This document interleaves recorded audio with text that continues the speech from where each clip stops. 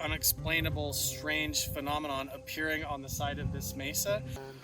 The whole mesa's lit The up. whole mesa's lit up. You see it on camera? Yeah. Yeah. That is crazy. The whole thing's lit up. It's like an iridescent glow. And gone. Oh, there were shadows going across it. What? Yeah. There is a connection between the paranormal, UFOs, and the myths of ancient history. The clues are scattered across the landscape from a forbidden past, maybe even in your own backyard. There is a connection between the true nature of our reality, consciousness, and the unexplained. I'm Carl the Crusher. Let's explore the unknown.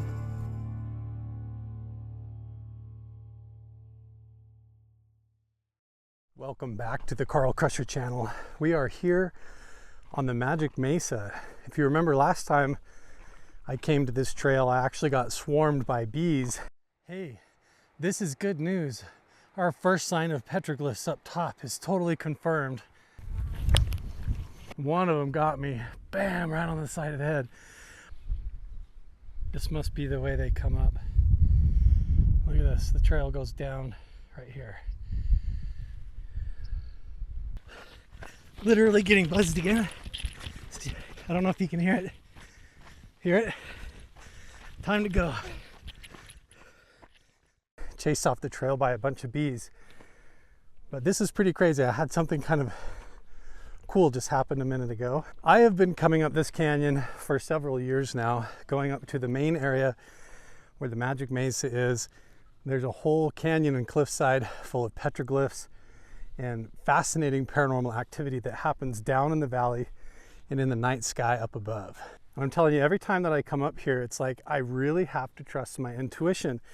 If I go up the wrong trail, if I start exploring in the wrong areas, this place pushes back. Last time I was up here on this trail, I got swarmed by bees.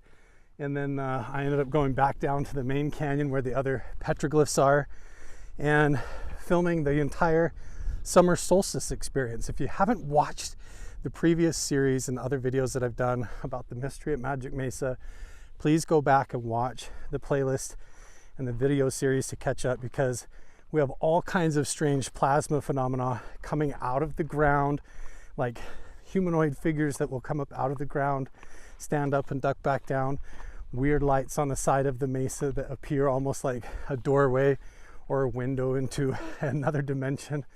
All kinds of strange phenomena where all these ancient indigenous artifacts are. And last time I tried to come up this trail, I got just like swarmed by bees. There was tarantula hawks, all kinds of weird insects that I just wasn't quite prepared for. So I decided I was going to come back here today and decide how my intuition felt and which way we were going to go. I actually pulled down into the parking lot where the Magic Mesa is and where the phenomena is, and I even contemplated maybe hiking on top of the mesa itself where all of the lights appear. I've flown a drone up there before, but I haven't actually climbed up to the top, and there's supposed to be some kind of a burial or something interesting. I know that there's already an ancient geomancy medicine wheel on top, a Native American stone circle, just like one down in the valley. So I was a little bit intrigued and curious. I almost went down there and tried to hike up the main mesa, pulled into the parking lot, just felt like, I don't think that's where I'm supposed to go today. I think I'm supposed to go back to the spot where the bees are. So we are officially trusting our intuition. I just got my stuff, put it back in the truck, drove around to the other end of the trail, and now we're gonna come hike back up the top of this canyon where I got swarmed by bees last time. But what's cool is as soon as I got out of the truck, started hiking up this trail, I knew it was the right decision, because guess who was there?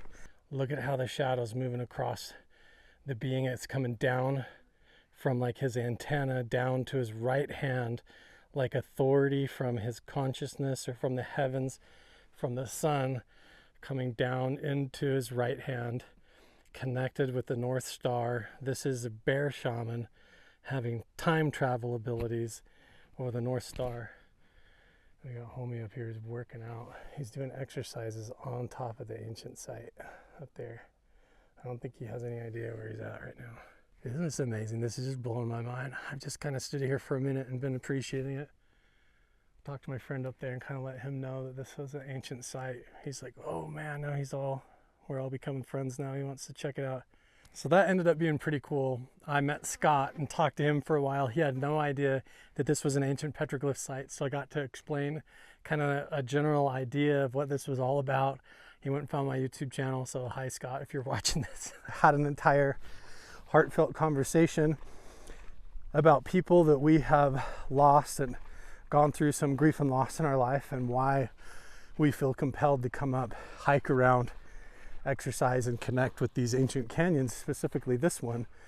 And we shared kind of a cool experience, and lo and behold, as soon as I pulled up here onto this end of the trail and decided this is where I needed to be, there he was coming out of the trail. He was like, hey, he remembered my name, remembered why I was here. His wife was there. I was able to say hi and meet her for just a second. But to me, those types of synchronicities are the validation that I'm looking for. The psychiatrist and philosopher Carl Jung talked about the magic of synchronicity, and how through synchronicities, through dreams, our imaginations and our vision is really the language of God, how the universe speaks to us directly. I firmly believe that. That fits in with even the beliefs and the teachings carved into the petroglyphs and the meaning of what these canyons are all about and what they've always been about and why I'm here. So that's pretty cool. So listen, Crusher Crew, we have been through a lot together. We've been to Skinwalker Ranch. We've been all over the state of Utah. We've been up all these ancient canyons into Nevada, over to Area 51. We've tracked down the breadcrumb trails of these ancient mysteries of indigenous people that go clear back 10,000 years across the desert Southwest and across the globe. When you look at the mapping systems of Roger and Colleen, the Re-Indigenizing Minds Project, we start to expand that. But here's the thing. I think that there's a lot of understanding that we've gained since we started this adventure. I think looking at and researching the scientists and what they knew and what they were involved in is going to give us a lot of clues as to the actual magic, the science behind the phenomena of UFOs and paranormal activity that occurs up in these canyons. Now, I don't want this entire vlog or video to just be me talking to the camera while I'm walking through the sagebrush up here, but let's just say that I've ran into the key and critical researchers and scientists who have been heavily involved in this, from the UFO phenomena, UFO contact modalities, the crash recovery programs, everything that was going on. There's ancient flaking and pottery all over here. I'll come back up and show you guys here in a second as we're walking through. But basically, there is a key set of scientists that were tasked onto this. At the end of Project Paperclip, at the end of World War II, in Project Paperclip, we had thousands of scientists get brought over from Germany. And with that came their scientific research. Also along with them came their families, their philosophies, their theories, and the results of their scientific work. And that set off a chain reaction to where certain select groups of individuals ended up working together into these corporations and these agencies that became the secret industrial military complex. And as a part of that were these gentlemen. I'm going to name some of them off so that you can go look them up if you want. There's Itzhak Ben Bentov, Andrea Puharic. There was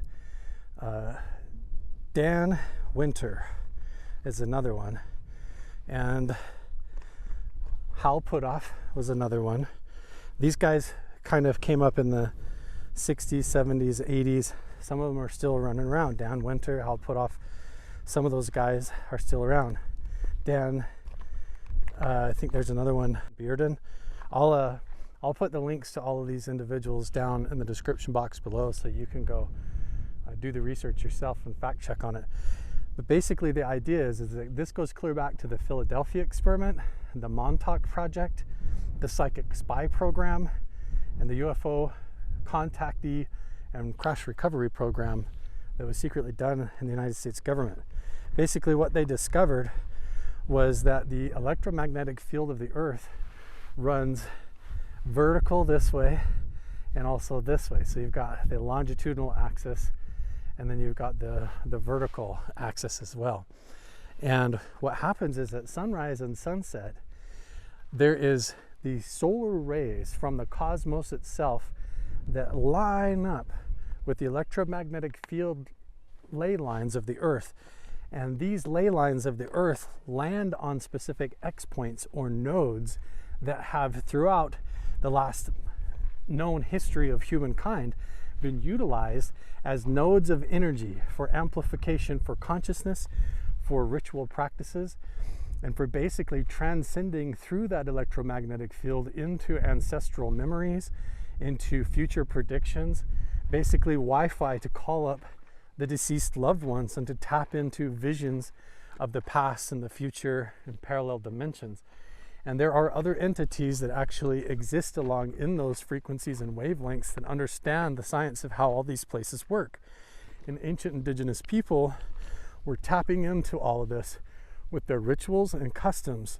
And basically what happens is that when you meditate or you perform specific rituals, the brain waves inside your head is a plasma waveform, and the fingers of that plasma form into a toroidal cone shape, into the golden ratio of the Fibonacci sequence.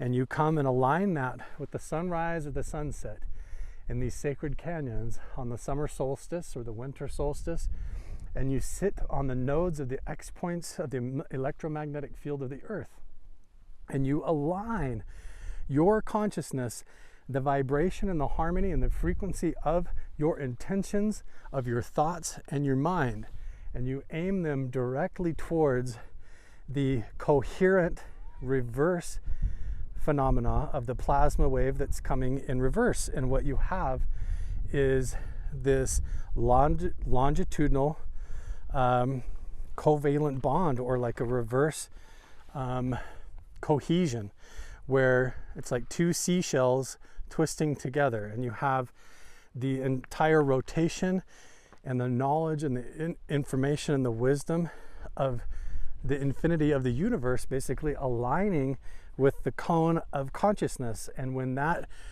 achieves a symmetry and that cohesion, then you transcend. You see visions of the dead, you see shadow figures, you see ancestors, you'll see plasma intelligence and beings that are beyond ourselves. You will talk to ancestors and spirits who have deceased and passed on that still exist within that electromagnetic ocean. So we have this universe that is a giant unified field of energy. And with that perfect unified field, when it creates compression, that compression twists into toroidal cone shapes, these perfect golden ratio like the Fibonacci sequence. And that compression, when it echoes back into itself with perfect harmony, that cohesion, that longitudinal waveform between your consciousness and the universe and reality merge. And that synchronicity they call hemisync, binaural, hemispheric equalization or whatever. That symmetry is basically Kundalini awakening with the universe. And you're going to have experiences, and wherever your intentions, your thoughts, or the coding of the petroglyphs and the ancestral memory of that place is pointed, it becomes like a gateway or a portal where literally the waveform of consciousness and the universe collapse into this non-destructible implosion event where the two cones of consciousness and the universe achieve perfect synchronicity to where there's an implosion event in the center, and it happens inside the mind. And that implosion event opens up a gateway, a literal portal, a doorway for consciousness to leave the array of the brain the synapses of the brain that the plasma of your consciousness is nested in now, and you are able to expand out of that and nest into the array of the longitudinal array, the longitudinal grid. And you can either emerge and see ancestral memories, loved ones and deceased people, and merge with them and understand the flow through the river of time that was created by indigenous people for tens of thousands of years. Or you can rise up above into the future array, into your higher transcendental self. And these ancient indigenous people up these canyons were figuring this out a long time ago. So as I'm going to walk up this trail, after we look at these petroglyphs right here and go look for some artifacts, I've given this big 8-minute long talk now. I want you to hear it from the words of Dan Winter himself. He was a pupil and a mentor underneath Dan Bearden, Andre Puharic, and all of these guys that came right out of the Montauk project and the Philadelphia experiment, that understood phase time shifting. They understood this symmetry and cohesion, or coupling between human consciousness and the universe at this maximum level. He even goes into details about how extraterrestrials and the government were abducting people back in the day to try and find people who had the ability to steer the longitudinal wave to control effects, like control the weather and to spy on our enemies and other kinds of crazy stuff. But here we are at the petroglyphs. Let's get back to focusing on the ancient indigenous knowledge and see how it lines up to that. But as we do, I'm going to put the voiceover of Dan Winter talking about all these same things at a very high scientific level, so you can understand. Hopefully you can grasp it, and hopefully it will change the perspective of everything that we've been doing in these videos together along this journey for the last 5 years. It's literally what all these ancient canyons are about. Making your memories and your life shareable with the universal consciousness. Look at this. So like they have all these lines pointed. Like this one goes all the way over, 3 lines up. This is a deity figure. Look at that. You have like the body, these lines coming off here, comes up, and then it narrows and goes into the abdomen. Sorry about my nose sniffing. And then the arms come out, 3 fingers up, 3 fingers up. Lines coming up. I've actually never noticed this, and that makes me wonder if this is all pointing like arrows up the canyon. A lot of these were also maps as much as they were spiritual instructions and doorways. Wow. So imagine this canyon, this whole area, and this mesa, the magic mesa specifically where the stone circles are placed, are literally meant to mark and tap into the nodes of this electromagnetic field, to tap into the cosmic rays coming down into the earth from above and tapping into them at sunrise and sunset through the longitudinal array by stacking up stones. I mean, ancient Inuit people used to do whale bones and all kinds of stuff. Okay, now this is the farthest that I've been. I'm going to close my mouth now. Let's listen to what Dan Winter says, his science and philosophy behind the phenomena. Just to say that it's true that when I was much younger, I seemed to have the blessing or the coincidence that I got to know so many people involved in these kinds of projects like Puharic, Bentoff, Preston Nichols, Albelix. I knew all those people incredibly well, actually. Yeah, I mean, very well. What do you say? And I seem to be the Forrest Gump of the consciousness psychotronic generation. I'm not sure what that means.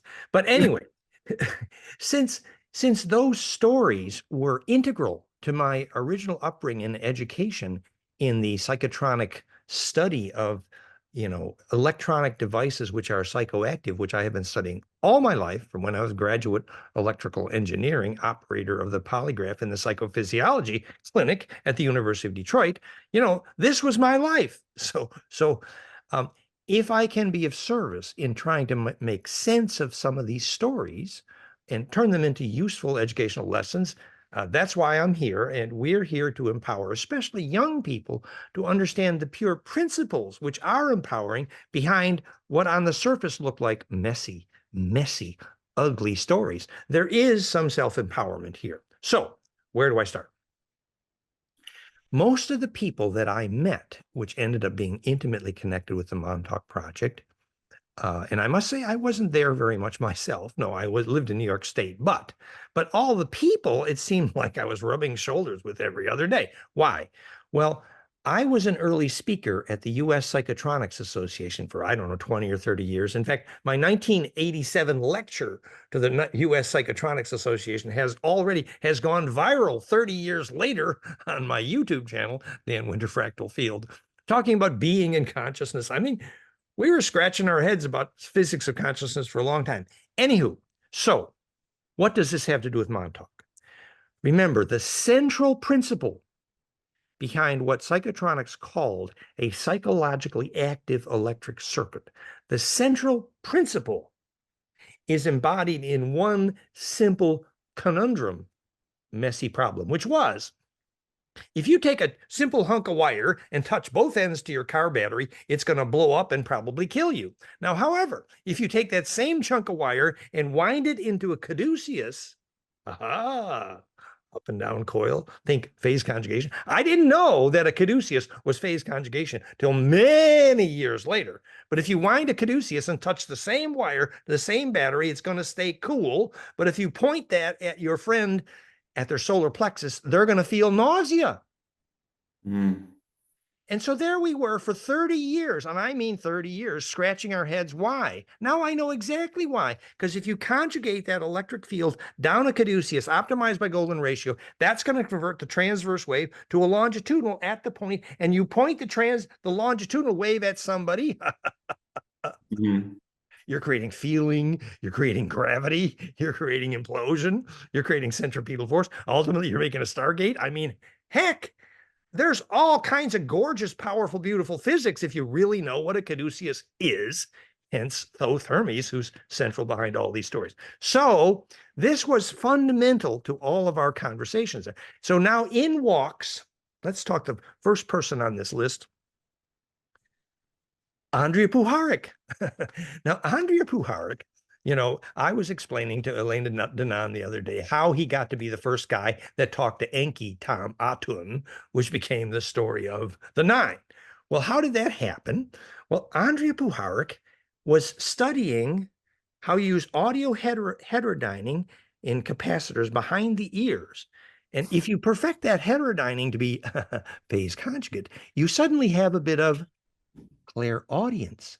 Except Puharic didn't call it clairaudience. No, he simply called it, how shall we trigger people's ears so deaf people can hear? But during the time that Andrea Puharic is patenting these circuits to use capacitors to phase couple capacitively entrain the bones near the ear and induce hearing in the deaf. He was expert at this. And the pictures I have, this is all in the slideshow, fractalfield.com/slideshow. You will see the pictures. Anywho, suddenly he's studying clairvoyance, and one day who's making the phone calls to him? This guy named Tom Atun. Atun? Tom. Who was Tom? Oh, turns out that was Enki. And this is where Phyllis Schlemmer, educated by Puharic, teaches what became eventually Deep Space Nine and Star Trek. Started that day, and I was kind of there. But actually, we want to get to that issue by understanding what happens when you survive compression. For example, if you go to a place called a sacred site where magnetic lines cross strongly and you have visions, which the Aboriginal would call songline or dreaming track. And this is a clue, because part of our understanding of soul and how we survive death is the electrical understanding of lucid dreaming. So at a sacred site, The reason you have better dreams and better vision and better telepathy, the magnetic line cross created compression. Actually, it's a very particular kind of compression. It's well known that the Earth grid magnetic lines crossed just like this. It's called anti-gravity in the world grid. It was first the Becker-Hagen's grid. This is the grid of sacred sites where magnetic lines cross, yes? Like, for example, where the pyramids and sacred sites are located. They all fit this nest. So actually, this is a map of the major magnetic lines of Earth, for sure. Well known, actually, it's well proven. The pyramid sites, for example. So it has been measured many times that at these sites, telepathy is far more possible. And this was the work of Konstantin Korotkov and Kozyrev from Russia. And it's also been measured that at these sites, nuclear critical mass is reduced. Compression at these sacred sites is called a longitudinal node, because the longitudinal waves bounce in and out of compression at the symmetrical fractal nodes, exchanging inertia between transverse and longitudinal. So the longitudinal wave, you can't feel it unless you get to the center of compression, and then you can do what's called embed in the array, which is, that's why if you lie at a sacred site and close your eyes, suddenly you can see the whole hologram for miles around from the inside. You're inhabiting the array. It's why the Aboriginals called it dreaming track songline. If you have access to sacred sites or where magnetic lines cross, you can, it's called, you can use the DNA radio. And the frequencies there are a caduceus called the Schumann harmonics, which technically actually is a perfect caduceus. It's a caduceus of harmonics, that's what Schumann is, which is called a phase conjugate pump wave. It just means implosive. For example, the pyramids use the Schumann harmonics, which is that perfect geometry of harmonics. For non-scientists, please give an understandable explanation of what the array is. Well, it's kind of well known that the Earth grid is a dodecaecosa. Most everybody has seen, Bruce Cathy and Anti-Gravity of the World Grid, Becker and Hagen's. The sacred sites and the pyramids of the planet are universally, everybody knows, are on a dodecaecosa array. And that's where Bruce Cathy proved radioactive critical mass is reduced. That's where Kozyrev and Korotkov proved commercial telepathy is possible. So those are obviously compression nodes for sure.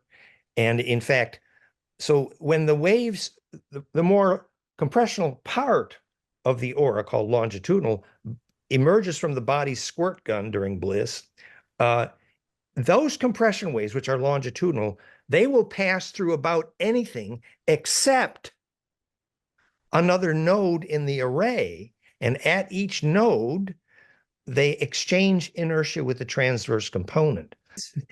So when Ingo Swann, he lit a flame with his mind at a distance, we know the brainwave signature that enabled him to do it, because the longitudinal wave emerges from the blissful aura, and it bounces to another node in the array, where it can then exchange inertia, and the longitudinal wave has no heat.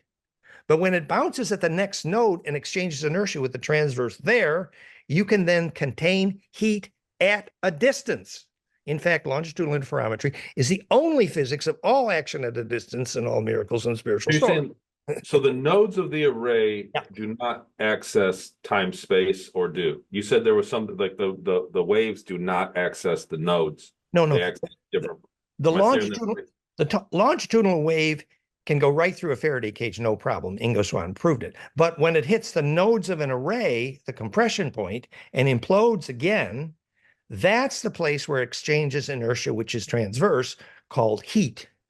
So because you can do that interferometry accurately, you can steer, not just contain heat at a distance, the solution to all fusion experiments, but the solution to all portals and remote viewing and that kind of stuff.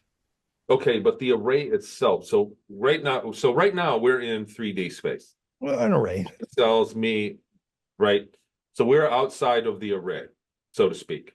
Well, if you have any skill at dowsing at all and go out in your yard and find a strong magnetic line cross point, Test it for yourself. Does not the remote viewing and the telepathy and the bliss and the Agnihotra and the Therapy and everything always works better there? That's called a compressional node in the array. It's been proven. That's where you get telepathy, where you get reduced critical mass. That's the only place the Ark of the Covenant actually works. Anyway, so when you can find these compression nodes, you find the magic, because that is the communication with collective unconscious, ancestral memory. It's the I'm right. curious, do you think a large monument or a man-made structure could create one of these nodes? Well, they said the Cistercian cathedrals were named Cistercians because they built them over the cistern. And the cistern was actually a node in a longitudinal array. But then they realized that if you built a good cathedral, you will attract your own blind spring, dead tower, underground water. So it runs both ways. The water comes to where the magnetic lines converge, or the magnetic lines converge, start where the water converges. Either way, it is the physics of a node in an array. It's called a blind spring in geobiology. But so yes, you can make one, absolutely. And eventually that's how they bring the underground water back at Vukovar after the war. The ladies put in the labyrinth, imploded magnetism, and the underground water came back up. A net of coherent wave nodes, in this case, specifically fractal based on golden ratio. So are those nodes are magnetic in nature? Well, the different electro versus magnetic just refers to the difference of the flux this way versus the flux this way on a torus. It's all the same flux. So they are a compression point in the nodes of flux or charge in the array. And every compression point has a component which is transfer. So are nodes of the array everywhere? Are they in space? Well, yeah, but you see, in an aluminum building in a god-awful city, you ain't got much because there's not much compression being distributed. So your telepathy turns off and your remote viewing turns off. You go into a forest and you find a sacred site, and yeah. Look how cool those look right there. Those are like a awesome blanket pattern or something. They almost look like Aztec or whatever. They could be Anasazi, definitely Paiute, or older than that. They call it basket maker culture. But those beautiful. They almost look like a staircase going up or down. And these crazy like chevron symbols or something, or almost like an iron cross symbol, a flower opening. Just beautiful. What an amazing hike. I definitely feel like I'm supposed to be here today. Hopefully everything that we're talking about is resonating with you a little bit. Let me know what you think down in the comments. There's like pottery and artifacts all over the ground here. There are people that come hiking up here on the weekends, so I don't want to show too much of where it is, but try to fathom what the indigenous people were doing and what mattered to them, how that translates now into what we're trying to fathom as quantum entanglement. And these ancient indigenous people already understood and were immersed in their spiritual customs and cultures, and we look at it as magic, but really the plasma physics are all there. Fascinating. I know we're also on top of a canyon here. Down below us, underneath the edge of the cliff and all the way along here, is tons and tons of ancient petroglyphs. And there's even a fork of the river where I've had locals tell me that goes up to the south this way, where there's a lot of dead animals and animal sacrifices found. Like people are from all different walks of life try to come up these nodes, these energetic canyons, and try to tap into them. But people have been doing this forever. I'm up at the top right now where the river actually curves and turns and goes north. Wow, look, this one looks big. Look at this. Definitely. Yes! I am so happy that I followed my intuition, because I mean, this is just unbelievably obvious that that was a spot to sit.